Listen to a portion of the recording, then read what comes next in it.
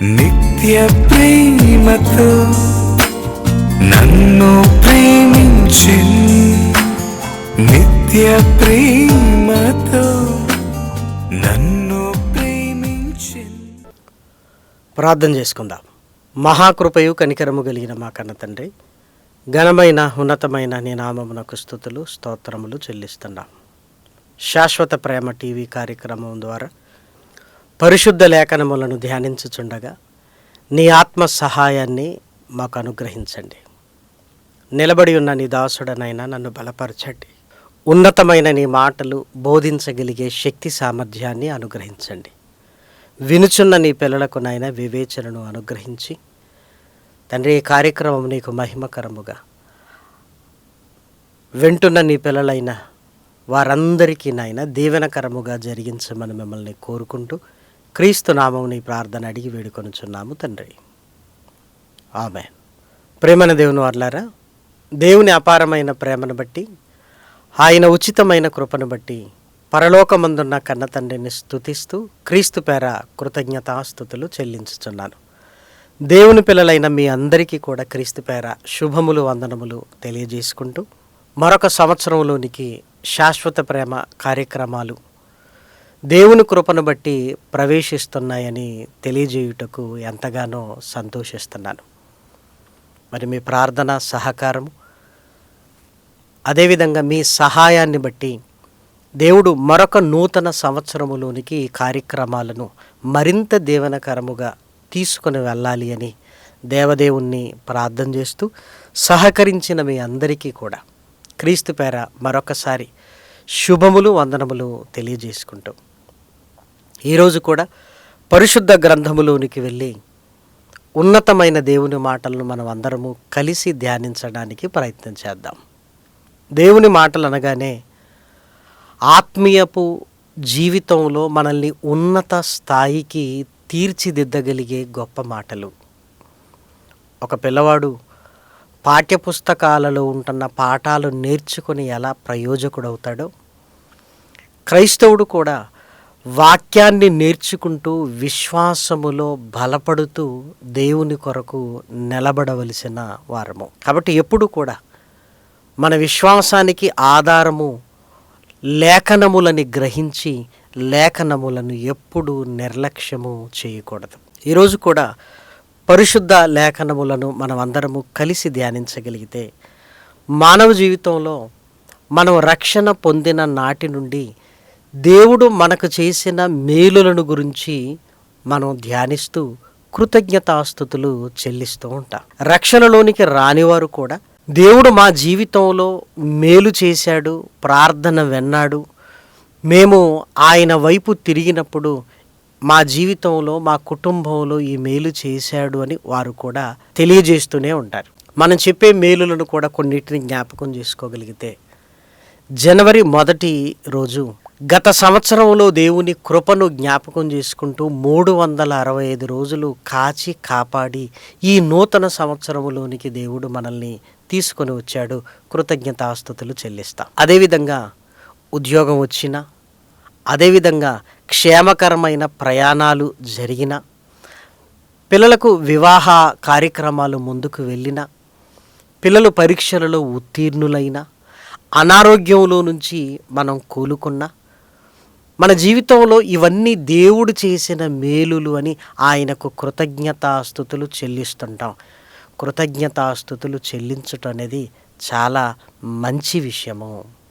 పరిశుద్ధ గ్రంథంలోనికి వెళ్ళి మనం చూడగలిగితే తెస్సలోనికలకు రాసిన 1 పత్రిక 5వ అధ్యాయము 17వ వచనం, ప్రతి విషయమునందును కృతజ్ఞతాస్తుతులు చెల్లించుడి, ఈలాగు చేయుట యేసుక్రీస్తునందు మీ విషయములో దేవుని చిత్తము. ఈ విషయంలో దేవుని చిత్తము అన్నాడు. మీ విషయంలో ఇక్కడ ప్రతి విషయమందు కృతజ్ఞతాస్తుతులు చెల్లించండి అన్నాడు. నెల నెల, వారము, సంవత్సరము దేవుడు చేసిన మేలులన్నీ జ్ఞాపకం చేసుకుంటూ ఆయనకు కృతజ్ఞతాస్తుతులు చెల్లిస్తూ దేవునికి మనం దగ్గరవుతుంటాం. మరి కృతజ్ఞతాస్తుతులు మన జీవితంలో జరిగిన మేలులను బట్టే కృతజ్ఞతాస్తుతులు చెల్లించాలా?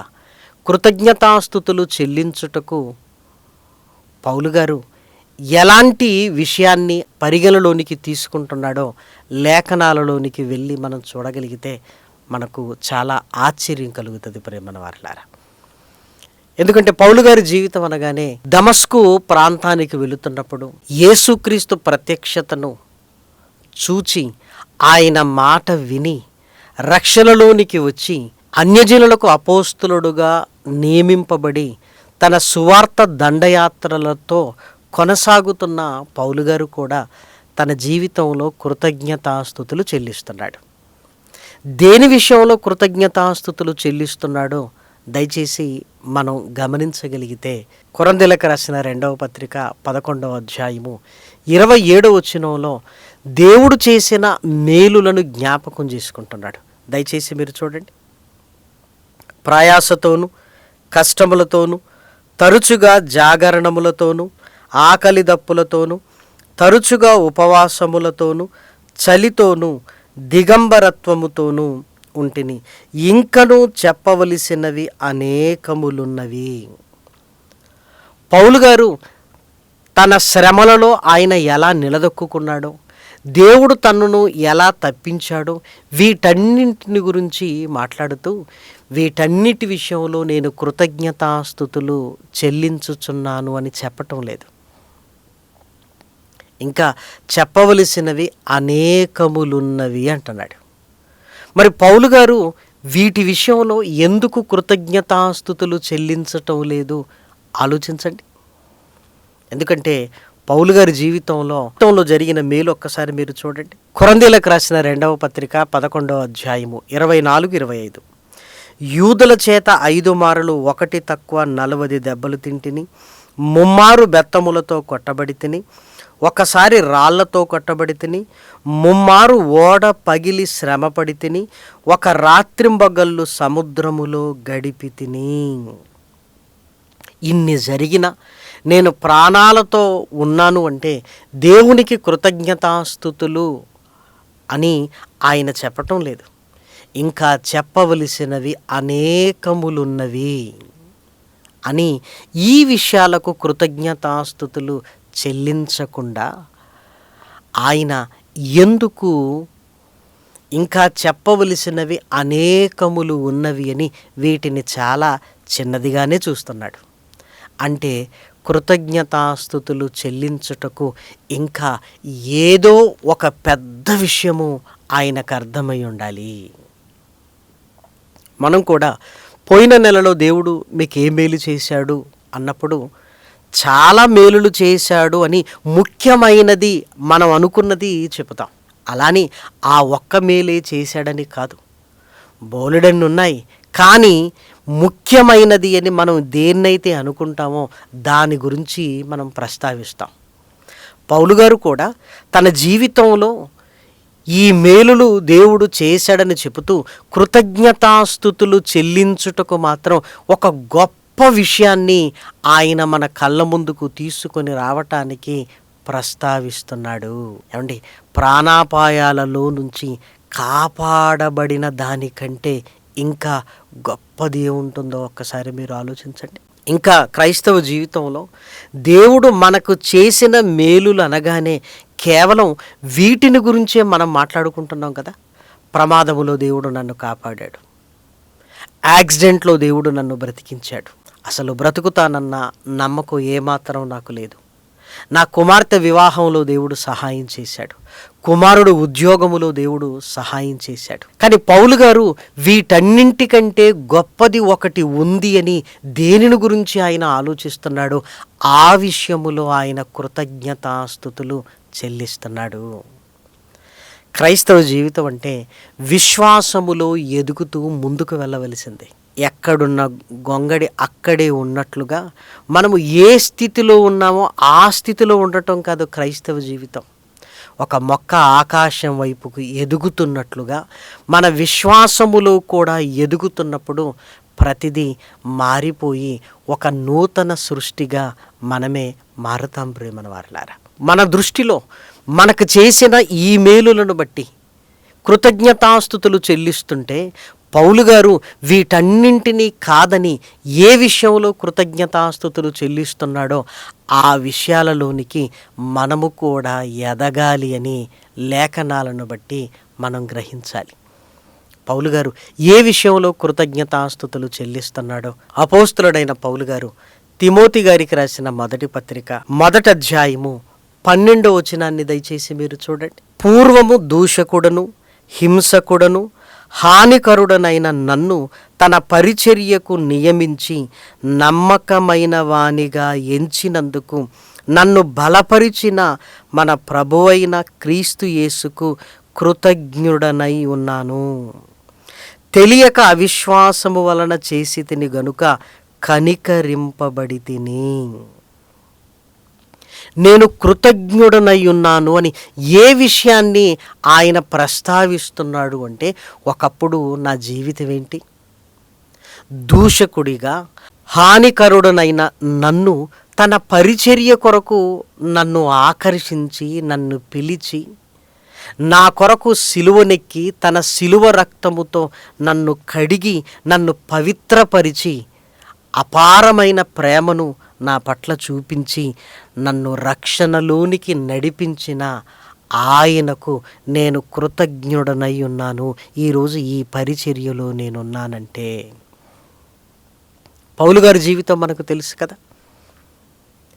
యేసుక్రీస్తు మార్గాన్ని దూషిస్తూ ఈ మార్గమును అనుసరిస్తున్న క్రైస్తవులను పట్టి చెరసాలలో వేస్తూ సంఘమును పాడు చేస్తున్న సౌలుగా ఉన్నప్పుడు, దమస్కుకు వెళుతున్నప్పుడు యేసుక్రీస్తు సౌలుతో మాట్లాడాడు. అప్పుడే యేసుక్రీస్తు మాటకు విధేయుడై ఇప్పటి వరకు నా జీవితం అనేది ధర్మశాస్త్రములో ఉంటున్న వాటిని నేను పాటిస్తున్నాను అనుకున్నాను, కానీ ధర్మశాస్త్రములో ఉంటున్న యేసుక్రీస్తుకే వ్యతిరేకంగా నేను బ్రతుకుతున్నాను అని పశ్చాత్తాపము మొదలైంది. ఇప్పుడు పౌలు గారు ఏమనుకుంటున్నాడు అంటే, నన్ను ప్రేమించి ఆ రోజు నాకు ప్రత్యక్షమై నా గ్రుడ్డితనాన్ని పోగొట్టి లేఖనాలలో ఆయన ప్రత్యక్షతను చూడగలిగే స్థితిని నాకు అనుగ్రహించాడు. నా పట్ల ప్రేమను చూపించి రక్షణలోనికి నన్ను నడిపించి ఈరోజు తన పరిచర్య కొరకు నన్ను నిలబెట్టాడు. ఇదిగో నేను కృతజ్ఞుడు అని పౌలు గారు తన రక్షణ గురించి మాట్లాడుతున్నట్లుగా లేఖనాలలో చాలా స్పష్టత కనబడుతుంది. నేను దూషకుడుగా ఉన్నప్పుడు చనిపోతే నా పరిస్థితి ఏంటి? సంఘమును హింసిస్తున్నప్పుడు నేను చనిపోతే నా జీవితం ఏమైపోయేది? రక్షణ లేకుండా మండుతున్న అగ్నిగుండంలో కోటాను కోట్ల సంవత్సరాలు నేను కాలిపోయేవాణ్ణి. నేను ద్వేషిస్తున్నప్పుడు అత్యధికమైన ప్రేమను నా పట్ల ఆయన కురిపించాడు కదా. నేను సంఘమును హింసిస్తున్నప్పుడు తన శిలువ రక్తము ద్వారా నన్ను కడుక్కోవాలి అని ఆయన నిర్ణయించాడు కదా. ప్రధాన పాపినైన నన్ను ఆయన బలపరిచి రక్షణలోనికి తీసుకుని వచ్చి ఈ పరిచర్యలో నన్ను వాడుకుంటున్నాడు అని పౌలు గారు కృతజ్ఞతాస్తుతులు చెల్లిస్తున్నాడు. ప్రేమన వారలారా, దీన్ని బట్టి ఆలోచించగలిగితే మన జీవితంలో జరుగుతున్న మేలులన్నింటికంటే యేసుక్రీస్తు వలన కలిగిన రక్షణ చాలా గొప్పది. ప్రేమన వారలారా, కేవలం మన జీవితంలో జరిగిన మేలులకే కృతజ్ఞతాస్తుతులు చెల్లిస్తూ అక్కడే ఆగిపోతే ఎలా? పౌలు గారి జీవితం అక్కడి నుంచి ముందుకు వెళ్ళింది. రక్షణ కంటే నా జీవితంలో గొప్పది ఏదీ లేదు అని యేసుక్రీస్తు ద్వారా పొందిన ఆ రక్షణను గొప్పదిగా చూస్తూ ఆ రక్షణను బట్టి కృతజ్ఞతాస్తుతులు చెల్లిస్తున్నాడు. ప్రేమన దేవుని పిల్లలారా, మీరు ఆలోచించండి. పౌలు గారి జీవితంలో రక్షణే విలువైనది. అందుకే పౌలు గారు మాట్లాడిన మాట, ఇంత గొప్ప రక్షణను నిర్లక్ష్యము చేసి మనం ఎలాగూ తప్పించుకుందాము? గొప్ప గొప్ప రక్షణ అంటున్నాడు. మరి తన జీవితంలో జరిగినవి రక్షణ కంటే గొప్పది కాదు, రక్షణే గొప్పది. రోమీలకు రాసిన పత్రిక 4వ అధ్యాయము, రోమీలకు రాసిన పత్రిక 4వ అధ్యాయము 7-8 వచనాలను దయచేసి చూడండి. ఎలాగనగా తన అతిక్రమములకు పరిహారము నొందినవాడు, తన పాపమునకు ప్రాయశ్చిత్తము నొందినవాడు ధన్యుడు. ప్రభు చేత నిర్దోషి అని ఎంచబడినవాడు ధన్యుడు. పౌలు గారు, ఇదిగో నేను ధన్యుణ్ణి, ఎందుకంటే నా పాపములకు పరిహారము దక్కినది. ప్రభు తన రక్తము ద్వారా నన్ను నిర్దోషిగా చేశాడు, నన్ను నిర్దోషిగా చేశాడు. ఇదిగో ఈ ధన్యవచనము నా జీవితంలో నేను పొందుకున్నాను అంటున్నాడు. నిజమే కదా? మేలులు పొందుతూ ఇంకా పాపిగానే ఉంటే ఏదో ఒక రోజు మన జీవితం ముగిసిపోతే మన జీవితాలు ఏమైపోవాలి? చాలామందిని చూడండి, మా జీవితంలో ఇది జరగాలి, అది జరగాలి, ప్రార్థన చేయండి, ప్రార్థన చేయండి అని అడుగుతుంటారు. చాలా సంతోషం, దేవుడు చేస్తాడు. కానీ ఆ మేలులు పొందుకున్న తర్వాత ఇక అక్కడే ఆగిపోయి మరొక మేలు కొరకు ఆశపడుతుంటారు. ఆ మేలులలో నుంచి ఒక గొప్ప రక్షణ నీ కళ్ళ ముందు యేసుక్రీస్తు రక్తము ద్వారా సిద్ధపరచబడి నీ కొరకు సిద్ధంగా ఉంది అని నువ్వు గ్రహించగలుగుతున్నావా? మేలులతోనే ఆగిపోతే ఎలా? దేవుడు ఉద్యోగము మాత్రమే ఇవ్వగలిగిన చిన్నవాడు అనుకుంటున్నారా? మృతులను సహితము లేపగలిగిన గొప్పవాడైన ఈ చిన్న చిన్న వాటిలో నుంచే దేవుణ్ణి మీరు చూస్తున్నారు. కానీ మన పాపములను క్షమించి మరణించిన మనల్ని తిరిగి లేపి పరలోకానికి తీసుకొని వెళ్ళగలిగే ఒక గొప్పవాడు అని ఈ మేలులను బట్టి మీరు చూడండి, ఇది చేసిన ఆయన ఇంకెంతో చెయ్యగలడు అని మనకు అర్థం కావాలి. ఒక పిల్లవాడు నాన్న దగ్గరికి వెళ్ళి, నాన్న 10 రూపాయలు కావాలి అంటే ఇచ్చేస్తాడు. నాన్న దగ్గర 10 రూపాయలే ఉన్నవి, నాకు ఇచ్చేశాడు, ఇక ఆయన దగ్గర ఏమీ లేదని పిల్లవాడు అనుకుంటే ఎలా? నాన్న తన కుమారుడు కొరకు ఏదైనా చేయగలడు. దేవుడు కూడా ఆయన తండ్రి. మన పట్ల చేస్తున్న ఆ మేలులను బట్టి ఆయన ఇది మాత్రమే చేయగలడు అని వాటి పట్లే మన విశ్వాసాన్ని ఆధారం చేసుకుంటూ మేలులు పొందుకుంటూ నాకు ఇది కావాలి, అది కావాలి అని మన బ్రతుకంతా ఇక్కడే ఆగిపోతే ఎలా? సర్వ లోకాన్ని కలిగించి నిన్ను పుట్టించి నిన్ను బ్రతికించిన ఆయన ఇది మాత్రమే చేయగలడని అనుకుంటున్నారా? తన కుమారుడైన యేసుక్రీస్తును పంపి అత్యధికమైన ప్రేమను కనపరిచి కరుణాధారగా ఈ రక్షణను వెల్లడిపరిచి తన శిలువ మరణము ద్వారా లోకానికి రక్షణ కలిగించిన మహనీయుడైన యేసుక్రీస్తు త్యాగాన్ని, తండ్రి ప్రేమను అర్థం చేసుకోలేక అద్భుతాల దగ్గరే, ఆశీర్వాదాల దగ్గరే, మేలుల దగ్గరే మనం ఆగిపోతున్నాం. కానీ రక్షణను గురించి ఆలోచించగలిగితే, పాప విమోచన గురించి ఆలోచించగలిగితే, రాబోయే జీవితాన్ని గురించి మనం ఆలోచించగలిగితే, మనం కృతజ్ఞతాస్తుతులు చెల్లింపవలసినది యేసుక్రీస్తు ద్వారా మనకు కలిగిన రక్షణను బట్టి. ప్రేమన దేవుని పిల్లలారా, అందుకే ప్రభు బలను సమీపించేటప్పుడు మనం అందరం ఏం చేస్తాం? ప్రభు యొక్క శరీరాన్ని బట్టి కృతజ్ఞతాస్తుతులు చెల్లిస్తుంటాం.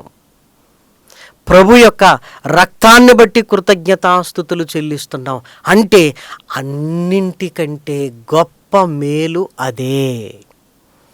మన జీవితంలో జరిగిన మేలులన్నింటికంటే ఒక ఉన్నతమైనది మనం పొందిన రక్షణ. ప్రేమన దేవుని పిల్లలారా, పౌలు గారు తన జీవితంలో జరిగిన వాటన్నిటిని గురించి కృతజ్ఞతాస్తుతులు తెలియజేస్తూ ఆయన ముందుకు వెళ్ళిపోయి గొప్పదైన రక్షణ దగ్గర ఆగిపోయాడు. ఎందుకంటే రక్షణను మించిన గొప్పది ఇక పౌలు గారికి ఏమీ కనబడలేదు. నీ జీవితంలో, నా జీవితంలో దేవుడు చేసిన మేలు ఒకదానికంటే ఒకటి గొప్పగా ఉండొచ్చు, కానీ రక్షణ కంటే గొప్పగా ఉన్నది ఏంటో చెప్పండి? ఏమీ లేదు ప్రేమన దేవుని పిల్లలారా. ఏమంటే రక్షణ ఉన్నతమైనది, విలువైనది, అది గొప్పదని తెలిస్తేనే కదా కృతజ్ఞతాస్తుతులు చెల్లిస్తూ ఆ సొంత రక్షణను భయముతోనూ వణుకుతోనూ మనం కాపాడుకుంటాం. పరిశుద్ధ లేఖనాలలో వ్రాయబడిన మాట. అందుకే పౌలు గారు తన జీవితంలో జరిగిన వాటిని గురించి మాట్లాడుతూ ఇంకా చెప్పవలసినవి అనేకములున్నవి అన్నాడు. వీటికంటే గొప్పదైన రక్షణ గురించి మాట్లాడుతూ ప్రధాన పాపినైన నాయందు అత్యధికమైన ప్రేమ కృప విస్తరించింది.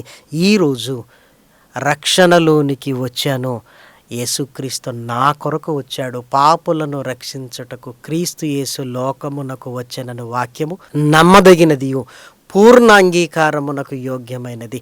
ఆయన నా కొరకు వచ్చాడు, నిజంగా నేను కృతజ్ఞుడను అంటున్నాడు. కాబట్టి ఎప్పుడు మన రక్షణ విషయంలో కృతజ్ఞతాస్తుతులు చెల్లింప బద్దులము అని మనం గ్రహించాలి ప్రేమన దేవుని పిల్లలారా. కాబట్టి చిన్న చిన్న వాటి నుంచి గొప్ప వాటిని చూడగలిగే స్థితిలో మనం ఉండాలి. లోక సంబంధమైన వాటిని పక్కన పెట్టి మన కళ్ళ ముందున్న పరలోకాన్ని చూడగలగటం ఎంత అవసరమో, అలాగే మన జీవితంలో మనం పొందుకున్న మేలులను అక్కడే ఆగిపోక రక్షణ గొప్పది అని ఆ రక్షణలోనికి వచ్చి హృదయపూర్వకంగా కృతజ్ఞతాస్తుతులు చెల్లింప బద్దులమై ఉన్నాము. దయచేసి ఆలోచించండి. ఇంకా రక్షణలోనికి రాలేదా? ఇంకా మేలుల దగ్గరే ఆగిపోయారా? ఇన్ని మేలులు చేస్తుంది ఈ గొప్ప రక్షణలోనికి రావాలనే కదా. లేదు, రక్షణలోనికి వచ్చిన తర్వాత ప్రభు చేసిన మేలనగానే మన జీవితంలో చిన్న చిన్న వాటినే గొప్పగా చెప్పుకుంటున్నావా? లేదంటే నీ రక్షణ అన్నింటికంటే గొప్పది అని మనం మాట్లాడుకోగలుగుతున్నావా? లేఖన సత్యాలను గుర్తిస్తూ ఆయన కొరకు మనం బ్రతకగలిగితే మన జీవితాలు బాగుంటాయి ప్రేమన వారలారా. యుద్ధ వాతావరణం, పరిస్థితులన్నీ ఎటువైపు వెళుతున్నాయో తెలియని దిక్కు తోచని పరిస్థితులు, ఆర్థిక మాంద్యాలు, కరువులు రావచ్చు అని చెబుతున్నారు. వీటన్నింటి మధ్య దేవుని వైపు చూస్తూ ఏదో ఒకరోజు రోగాలు, ప్రమాదాలు, ఈ ప్రాణం పోతుంది అని మనం గ్రహించగలిగితే ప్రేమన దేవుని పిల్లలారా, రక్షణ పొందుకున్న తర్వాత ప్రాణాన్ని పోగొట్టుకున్నా పర్వాలేదు. ఎందుకంటే విశ్వాసము మరణించిన నిన్ను తిరిగి లేపుతుంది మరొక లోకానికి, అనగా దేవుడుంటున్న పరలోకానికి మనల్ని తీసుకుని వెళుతుంది. ఈ అంత్య దినాలలో రక్షణలోనికి వచ్చి రక్షణను స్వీకరించి ఆ రక్షణలో కొనసాగగలిగే పరిశుద్ధాత్మ నడిపింపు కొరకు మనమందరము తండ్రిని వేడుకోవాలి. ఇంకా రక్షణకు దూరంగా ఉంటూ ఈ లోకమే శాశ్వతం అనుకుంటున్న వారికి ఇదిగో లోక పరిస్థితులన్నీ ప్రతికూలంగా మారిన వేళ కన్ను మూస్తే ఏమైపోతామో ఒక్కసారి ఆలోచించండి. రక్షణలోనికి రావాలి. రక్షణలో ఉన్నవారు మన సొంత రక్షణను భయముతోనూ వణుకుతోనూ కొనసాగించుకొనవలసిందిగా ప్రభు కృపను బట్టి మిమ్మల్ని అందరినీ కోరుకుంటూ ఈ మాటలు నేను ముగిస్తున్నాను. ప్రార్థన చేసుకుందాం. మహాకృపయు కనికరము కలిగిన మా కన్న తండ్రి, ఘనమైన ఉన్నతమైన నీ నామమునకు స్తుతులు స్తోత్రములు చెల్లిస్తున్నా. విలువైన నీ మాటలను ఆయన నీ పిల్లలు విన్నారు. విని విడిచిపెట్టకుండా హృదయములో పదిలపరుచుకొని పట్టుదల కలిగి నీ కొరకు బ్రతకగలిగే భాగ్యాన్ని అనుగ్రహించండి. ఈ శాశ్వత ప్రేమ టీవీ కార్యక్రమాల కొరకు నాయన ప్రార్థన చేస్తున్న నీ పిల్లల్ని జ్ఞాపకం చేసుకుంటున్నాం. సహాయ సహకారాలు అందిస్తున్న నీ పిల్లలను కూడా నాయన బలపరచండి. వారిని, వారి కుటుంబాలను, కలిగిన సమస్తమును దీవించండి. ప్రార్థనా సహాయాన్ని కోరిన నీ పిల్లలను కూడా నాయన జ్ఞాపకం చేసుకుంటున్నాం. కుటుంబాలలో నెమ్మదిని, శాంతిని, సమాధానాన్ని అనుగ్రహించండి. ప్రతి కుటుంబము రక్షణ నిలయముగా నాయన తండ్రి అందరూ మారు మనసు వైపుకు నాయన హృదయాలు తెరవబడగలిగే భాగ్యాన్ని అనుగ్రహించండి. యవన పిల్లలు నాయన తండ్రి నీ కొరకు నాయన రేపబడి నాయన రక్షణ వైపుకు రాగలిగే మంచి మనస్సును నాయన మనకు అనుగ్రహించండి. అనారోగ్యంతో బాధపడుతున్న నీ పిల్లలకు ఆరోగ్యాన్ని ఇవ్వండి. తండ్రి, ఇదిగో దీర్ఘకాలిక రోగాలతో బాధపడుతున్న నీ పిల్లలకు నాయన స్వస్థతను నాయన అనుగ్రహించండి తండ్రి. కుటుంబాలలో నెమ్మదిని, శాంతిని, సమాధానాన్ని, నెమ్మదిని అనుగ్రహించమని మిమ్మల్ని బ్రతిమలాడుతూ ప్రాధేయపడుతూ క్రీస్తు నామం నీ ప్రార్థన అడిగి వేడుకొనుచున్నాము తండ్రి. ఆమేన్. పరమ తండ్రి అయిన దేవుని ప్రేమయు, కుమారుడైన యేసు క్రీస్తు కృపయు, పరిశుద్ధాత్మ యొక్క అన్యోన్యమైన సహవాసము ఇప్పుడును ఎల్లప్పుడూ సదాకాలము కూడి వచ్చిన దేవుని పిల్లలైన మనందరికీ తోడయుండునుగాక. ఆమేన్. అందరికీ వందనాలు.